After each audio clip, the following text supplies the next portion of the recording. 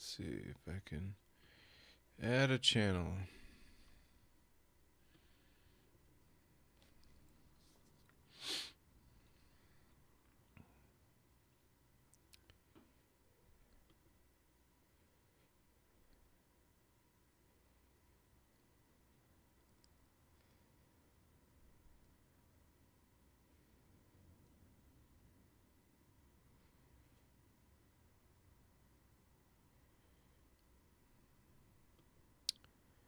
Personal profile.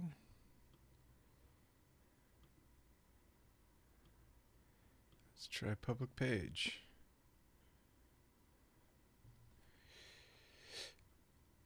All right, I think I am rolling, but it looks like I might not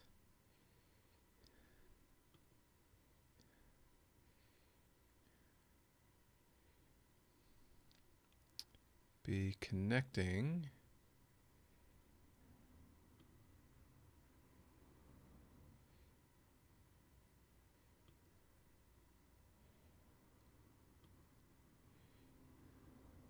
I'm going to try adding one more channel here, see if I can get Facebook up and running again.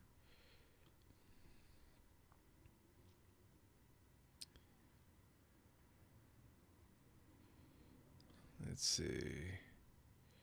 Personal profile. Let's try that.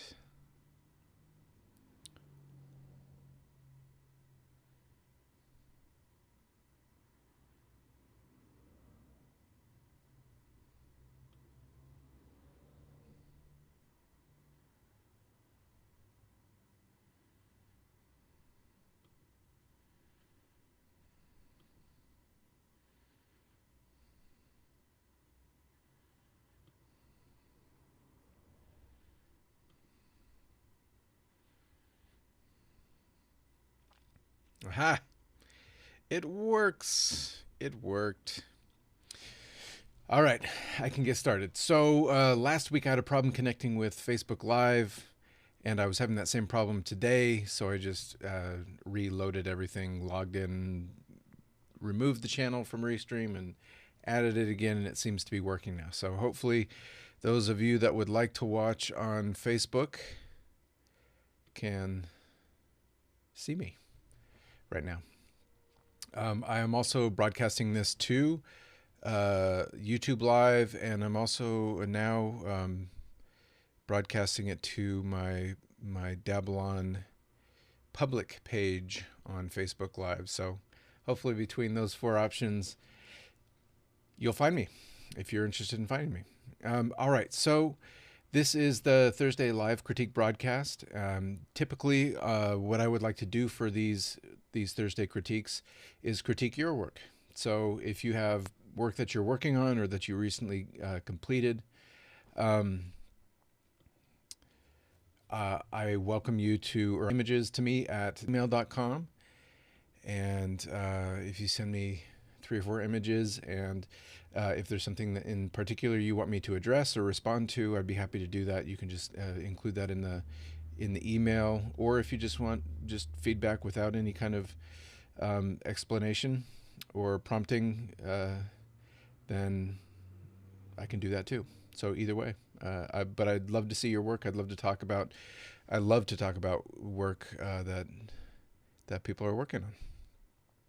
And it also I believe, gives us all a bit of inspiration and motivation to get out and make work ourselves. So today, I decided to do I guess I could say it's self-criticism, but really I just wanted to walk you through some thoughts that I've been having recently that I thought some of you might benefit from. You will notice, perhaps, that my background is different.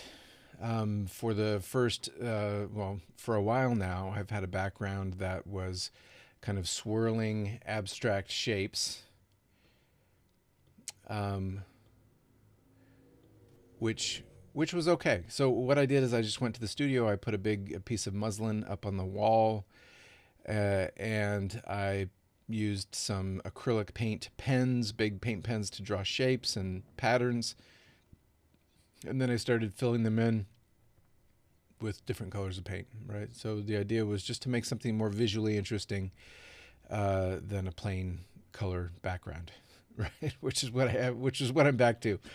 Um, but over the past several weeks, as I've looked back at these live critique episodes and looked back at some of the videos that I've been producing, I just am kind of, I don't really care about that backdrop. Like, I just find it just kind of bleh, whatever. It feels like just dumb. I don't know if dumb's the right word, but just it's just bland or something or generic or I don't know. And that's also something that has been coming up for me in my own work at the studio. I've been doing abstract work for the past couple years, and in the studio I'm doing these paintings and where I've got kind of more mixed media, gestural, material, textured surfaces that I am now adding more graphic flat shapes onto. And I'm just feeling like my shapes aren't cutting it. Like my shapes just are kind of dopey. They don't really, they're not interesting to me. They don't, somehow they, I mean, there's no rules there, right? There's no, it doesn't have, those shapes don't have to be anything particular. I get to choose. But I just find that the shapes that I'm coming up with are so just kind of dumb, and so I've been thinking a lot about like what makes a good shape, right? In abstraction, how do we decide what metric of quality can we compare to? How do we come up with shapes when when it's just stuff we're making up out of our head?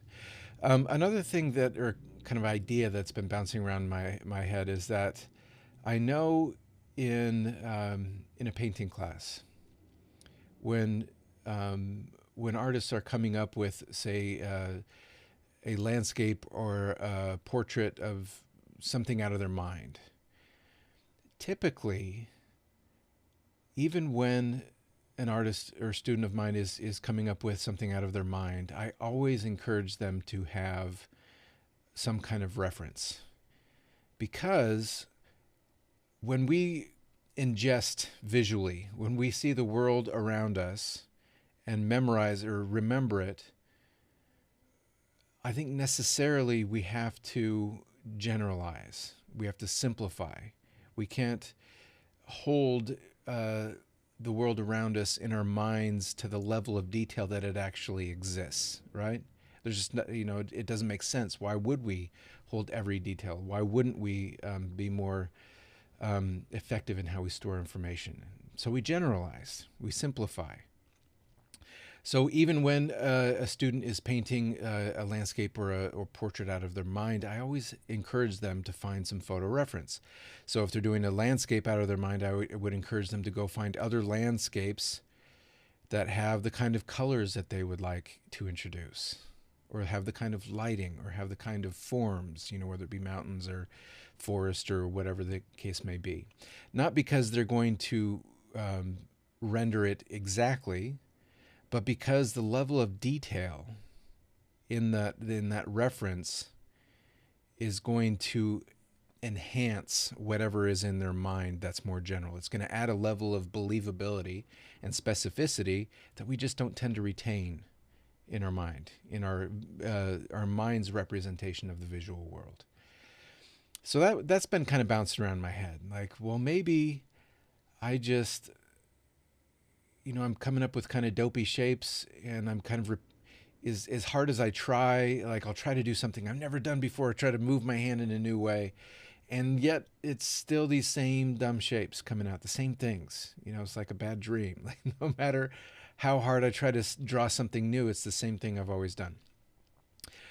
So I've thought to myself, well, maybe I need to have a more concrete motivation, a concrete reference, if not like a literal reference, like a photograph of something, or a reference like something in the world that I'm referring to, maybe a concept, right? Maybe an idea, maybe I need to make, I need to think of like making angry shapes, or, um, some other kind of guiding principle, rather than just kind of turning my mind off, and letting my hand go and play and not really think too much about it. Maybe there's got to be some other kind of guiding principle. Um, so that's what. So that's why you don't see the background behind me anymore. Maybe I'll bring it back. I don't know. I'm gonna just have this plain sheet of muslin behind me. Something kind of appropriate to that, about that to me. It's like, basically a canvas behind me, and it's not distracting. And it doesn't. When I look back at it, I'm not gonna just be thinking, those are kind of dopey shapes. So, or maybe I'll come up with a better backdrop. I don't know. We'll see.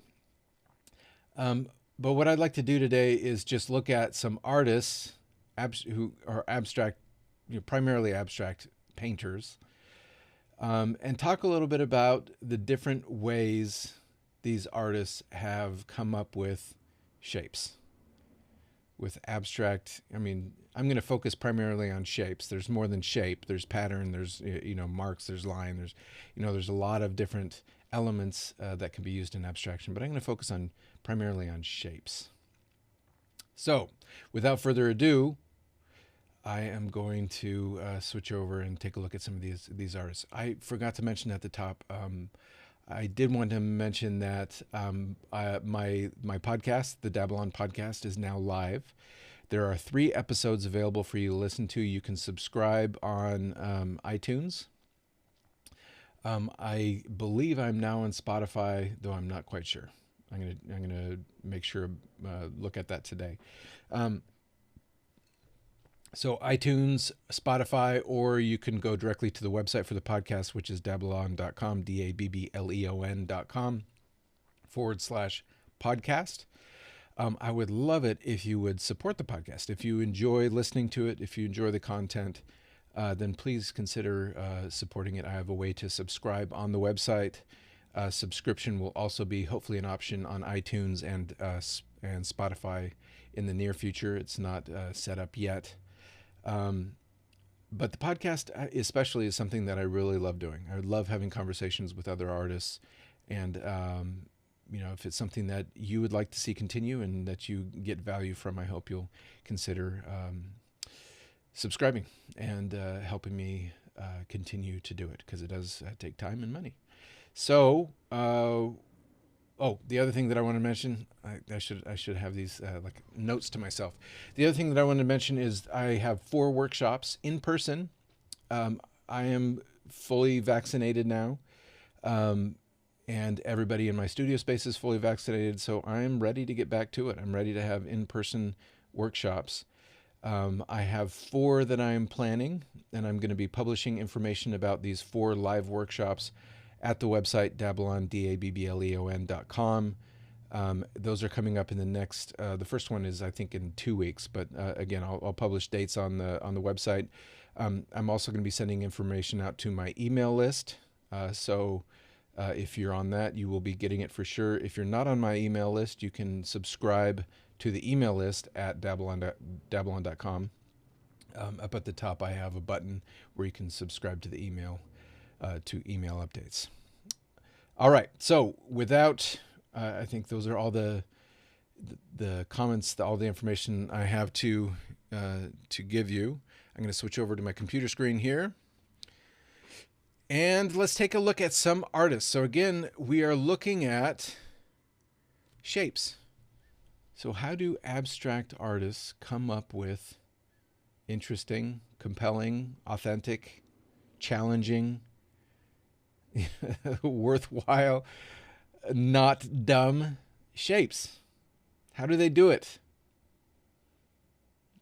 I don't think, I'm not having success just, coming up with these shapes off the top of my head, right? How do they do it? So the first artist that I wanted to look at, who I think is an interesting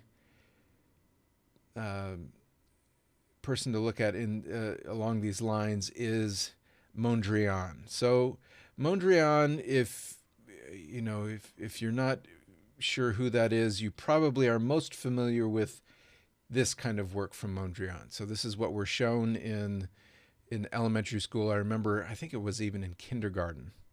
In kindergarten, I was shown Mondrian, and there was some kind of craft project where we cut up some primary colors and did our own version of these kind of Mondrian black lines with basically, primaries, red, yellow, blue squares. So Mondrian, these are the kinds of images that you're probably most familiar with. But at the beginning of his painting career, Mondrian was doing pretty straightforward landscape paintings. Pretty standard landscapes. Kind of rural settings, clothes hanging up on the line. That's not Mondrian. But, fairly standard landscape paintings. This would be a Mondrian. This would be a Mondrian. This is Mondrian. Right? So pretty standard, straightforward landscape paintings. But then, and there's a really, the reason this came up in my mind is because there's a really interesting book that kind of chronicles Mondrian's career from landscape painter to completely abstract artist. And I don't know how accurate it is to make such a clean transition. I don't know enough about Mondrian to know how accurate the book is, but it's, even if the timeline is not accurate, and again, it might be, I'm sure it is, but I just don't know 100%. Even if it's not 100% chronological and not as clean an evolution as it appears to be, there is still undoubtedly a connection between his early work, his landscapes, and the end of his career when he was doing pure abstraction. There's this kind of neat evolution that happens. So let me show you what I'm talking about. So we have paintings like this, and then I'm going to go to this painting where you start to see this, just because of the scene, these backlit trees start to create this kind of grid pattern, right? And you can kind of almost, see how he's thinking, and image. And then let me go to this one right here, where again, it's a tree that seems to be kind of backlit. We see this network of branches. There is kind of a believable tree branching kind of structure. Let me show a couple more of these, like something like this. Let me go back here. Right, so look at some of these down here. Similar kinds of reduction, right? So simplifying this network of branches into a kind of a pattern of lines. And then we get something more like this, where the shapes are even more generalized, normalized, simplified, evened out, right? And then something like this, right? Where the tree branch structure is almost gone. We still have a kind of a concentration of smaller, closer together lines at the bottom, and then they are kind of opening up and branching out up toward the top. But it's connection, or literal visual connection, to that tree structure is not as present anymore. But you can still kind of see the connection. And then I'm not going to do as good a job here as kind of chronicling that evolution between the different phases of his work. But then you see something like this, and you can start to imagine how he got from this to stuff like this to stuff like this, and then stuff like this, right? And I think probably his most well-known, I think it's called Broadway Boogie Woogie or something like that, where the abstraction goes from maybe referring to these early trees, and then just with the title is referring to maybe the busyness and kind of energy of a city street, right? Broadway Boogie Woogie, or I assume that's what it's talking about, is some kind of reference to a city street. All right. So in this case, you can see how he came up with those shapes, right? There's this kind of gradual evolution starting with these original landscapes, and he's kind of exploring that and following this trajectory of slowly abstracting away the literal reference to the structure of a tree, but retaining some of the patterns and shapes from that, until finally it's completely abstracted away and is just pure geometric grids and shapes like that, right? So maybe that would be a way to go about coming up with my own shapes or your own shapes, right? Start with something that's literal, that you find compelling. Maybe it could be a landscape. Maybe it could be a cityscape. Maybe it could be an object or a still life. Maybe it could be just the weave pattern on your favorite chair, right? Or like outdoor furniture, right? Something like that, where it's grounded in something that's physical, in the physical world. And then you're translating that into a two-dimensional representation of that three-dimensional object or whatever it is that exists in the world, and slowly kind of refining it, simplifying, generally taking out what's not important.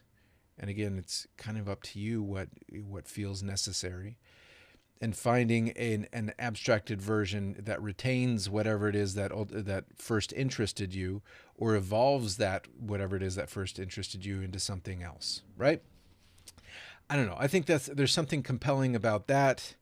It's something that makes sense. Like, it gives some kind of reference or structure or meaning to the shapes that you ultimately come up with.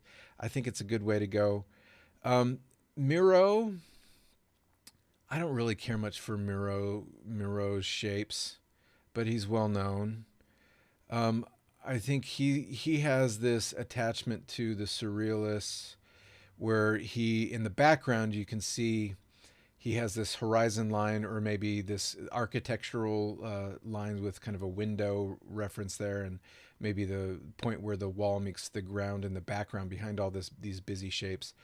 Or in this one, you can kind of see how he's got this separation between like a sky or a wall and a ground, right?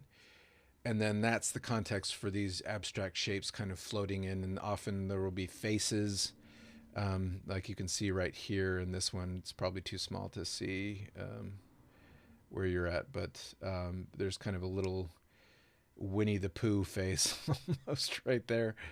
So, but he's got this metaphor or reference to a literal space, a three-dimensional space, right? He's got that kind of figure-ground relationship happening with his abstract shapes. So perhaps thinking about the shapes you're creating in terms of them populating a space of some kind, right? Some kind of, again, reference to the real world, and thinking about these abstract shapes occupying a context, right? Maybe some of them having faces, so you're starting to personify the shapes and lines. That's going to give you, again, kind of a generative principle, something to make sense of how you're coming up with these different shapes. Maybe that's one of the ways that he was able to arrive at this really interesting, as much as I don't really care much for him, it's indubitable that he came up with a really broad and sophisticated just vocabulary of different shapes, right? And they're whimsical. There's a certain energy and consistency to the kind of personality that are behind them. You look at a Miro and you know it's a Miro, right? There's something to it. Like it seems like there's an authenticity. There's a unique perspective on the world, on some kind of interpretation of reality, on some kind of creation of a different world or metaphor for understanding feeling, or all these different things. He found it. He got it. Even though I don't like it, I I can't refute or I can't argue that he didn't. It feels real, feels good. Like in terms of, this. I get the feeling that this is a dude. He knows his business. I believe it. That's what it is. It's believability. Like I look at it and I'm like, I believe it. I believe that. I believe that's Moreau, and good on him. He found it. Picasso would be another one that where there's definitely this kind of evolution that he had, starting with in his early career, obviously more traditionally trained, working with figures and more literal representations of reality and things that exist in our our world. And then gradually over time, he's interested in starting to decompose or play with illusionistic space, right? So reversing the shadow highlight relationship, or having simultaneous perspective where we're seeing both the front of the face and the side of the face at the same time, and just playing with a two-dimensional plane or two-dimensional representation as an abstraction of three-dimensional space, and where that starts to fall apart, right? How we can manipulate that to the point where it starts to decompose and lose its illusionistic quality. So there are concepts in there and ideas that he's pursuing that are driving that is all kind of, again, referring back to or grounded in reality, in our visual kind of reality, like the real world, people, faces, things that exist in three-dimensional space. So, I think that would probably be a combination of, coming up with shapes that are based on or refer to or try to somehow capture, represent something that exists, something in the real world, something that maybe he found connection to. There, undoubtedly, he chose subject matter like faces, that he was interested in. This like female figure, unclothed, nude female figure. That wasn't by chance. It's probably something that he was interested in, right? That he found compelling for, in some way, or, African masks or whatever the case may be. So it's choosing subject matter or choosing references that you find attractive, that you find somehow visually compelling, or compelling in any other way. But then he was also driven by this concept, this idea of finding that tension between illusion and abstraction. So where illusionistic space kind of devolves or decomposes entirely into abstraction. So that's interesting. I'm not sure. I don't know if I have a really deep, passionate interest in an idea like that. Like Picasso did a great job of it. I don't feel like I need to pursue, where illusionistic space decomposes or falls apart into abstraction. Not really interested as an intellectual exercise. Not very interested in that. Picasso, Brock got it covered. So here is Lee Krasner. Lee Krasner was married to Jackson Pollock. She has some kind of floral forms. So maybe some themes, again, referring to, objects or plants or nature that she saw in the three-dimensional world, and kind of borrowing bits and pieces of those interesting shapes that she found in nature and putting them in. And then she's got a lot of variety here, but a lot of them seem to kind of lock in on a fairly narrow vocabulary and then just expand that out into a pattern, right? There's a lot of pattern. But how did she arrive at these particular shapes? Were they purely out of her mind? Were they consciously referencing plants? I mean, I say plants because they're green and they're kind of leaf shaped. Or was she trying to rid her mind of any kind of reference to something literal and try to be more just completely intuitive? My suspicion is that it's not the case. My suspicion is that she is, especially in some of these, that she is thinking about, considering consciously, like actual objects or visual information that she's encountering in her world, and not just coming up with these things purely out of her mind.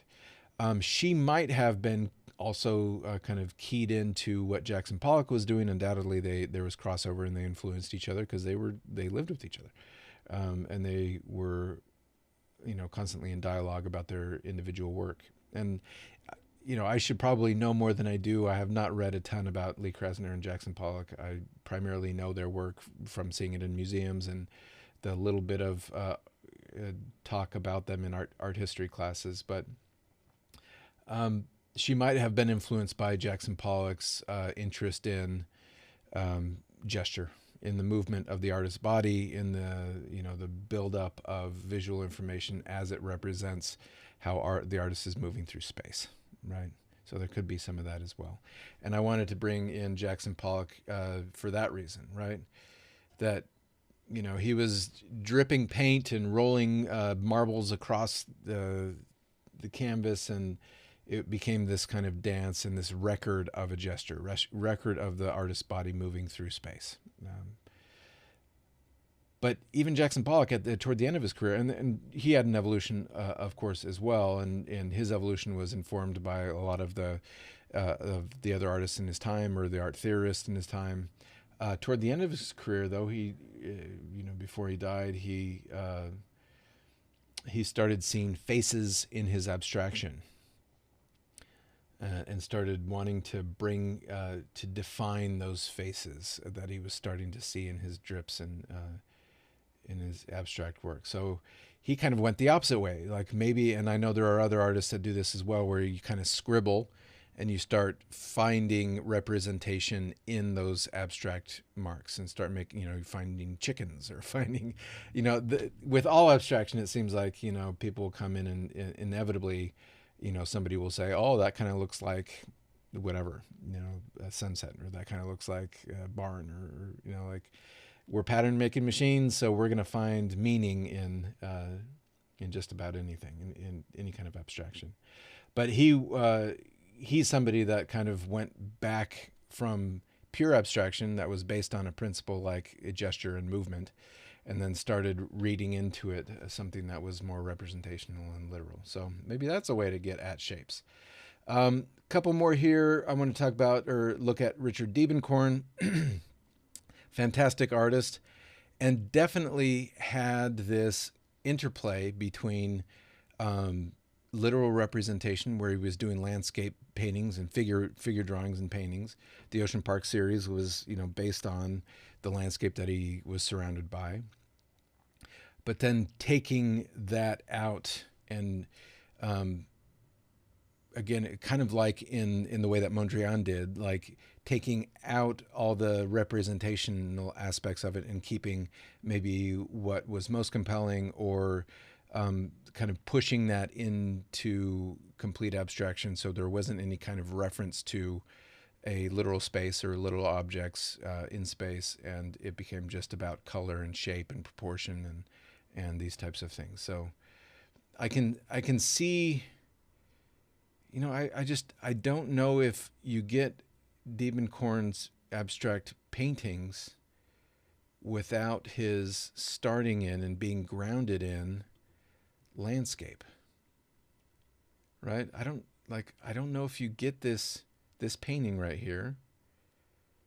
Oh, this is homage to Diebenkorn, so this is not Diebenkorn. I don't know if you get these abstract paintings without him, being really strongly rooted in a more direct kind of representational mode. Like, these seem kind of born of these. So is that, that's kind of how he made his shapes. And then finally, the artist that I wanted to bring up here is Elizabeth Murray. I would include, there was another artist who I was trying to look for, or I could have brought in Georgia O'Keeffe is somebody I'm sure you're familiar with, where her tie was to natural, like flowers and shapes that she saw in the desert, landscapes, flowers, plants, and she would simplify or generalize or abstract those kinds of visual images and shapes. She did a series of skyscrapers of New York, and there were really interesting patterns of windows and big dark black forms informed by the skyscrapers, and really dramatic angles and lines that were very different than contrary to what she was doing with her more natural forms. So in that case, she was grounded in a reference to, or like informed directly and consciously by forms that she was experiencing in her, in her surroundings.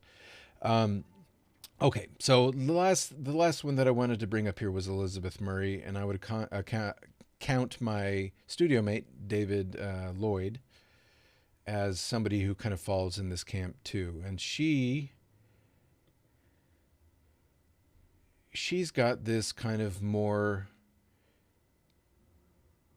this whimsy, this kind of cartoon, so informed undoubtedly by the kind of the language of graphic design, the language of cartoon, the language of illustration, of advertisement, of pop culture, of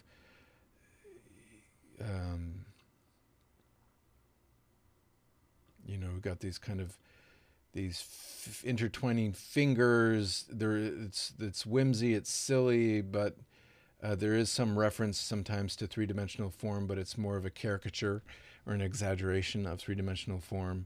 And she develops this, she does these shaped paintings, and it starts to, I don't know, it's just, she's come up with a palette of colors and a vocabulary of different shapes that are representational, but in kind of a shorthand way, in a graphic way, or an exaggerated way. Anyway, you understand what I'm saying. There's it's something that's very different, kind of like the idea of simulacra, right? Like the copy without an original. It becomes its own. It becomes something different than direct representation. It's kind of a cartoon or a shorthand for reality, imbued with kind of personality or emotion in its exaggeration and its abstraction. But they're interesting. So I guess I don't even know how I'd kind of say what that is. It is kind of grounded in some kind of representation or reference, but there's also an element of adding an interpretation. Maybe that's it. It's just interpretation. Seeing these representational forms through the lens of an emotion or a character or a personality or some more ephemeral types of feeling or emotion. So that would be a good way to go. And I honestly, this is kind of, I don't know, I guess probably where I lean is, somewhere in between a tie to what I experience in my everyday life, and then also wanting to filter those representational or recognizable shapes and information through some kind of filter of interpretation or emotion or feeling or an idea, right? And, in reality, I'm sure I'm making unfair generalizations about all these artists. I'm sure all of these things that I'm talking about could apply to each one of these artists, rather than, it being so clean cut. But anyway, I'm in the, I find myself in the unfortunate situation where I'm wanting to think but I'm on camera and having to talk. So I'm gonna have to do a little bit more thinking about this, and maybe I'll revisit this topic on another Thursday live critique. But this is, or was intended as kind of just a walkthrough, some of the thoughts that I've been having recently about shape in particular. How do we come up with shapes, abstract shapes, or semi-abstract shapes that feel authentic, that feel interesting, that don't feel forced or generic, or, how do we, what are the kinds of options that we have for generating interesting visual information, right? Where can we find inspiration? How can we evolve ideas or push them further than just kind of repeating the same things over and over again? How can we challenge ourselves? And, I say I'm talking about all of us, but I'm also talking about me in particular, right? I also have recently kind of run into the situation where I've been doing completely abstract images that were more just an exploration of materials than anything. The shapes and colors and visual information didn't have any real concrete or intentional meaning. It was more of just enjoying playing with resin and wood and carving and like the material qualities and processes that I was involved in, and visually, it was just all very much intuitive and more about putting a puzzle together and making it look interesting or challenging in some way.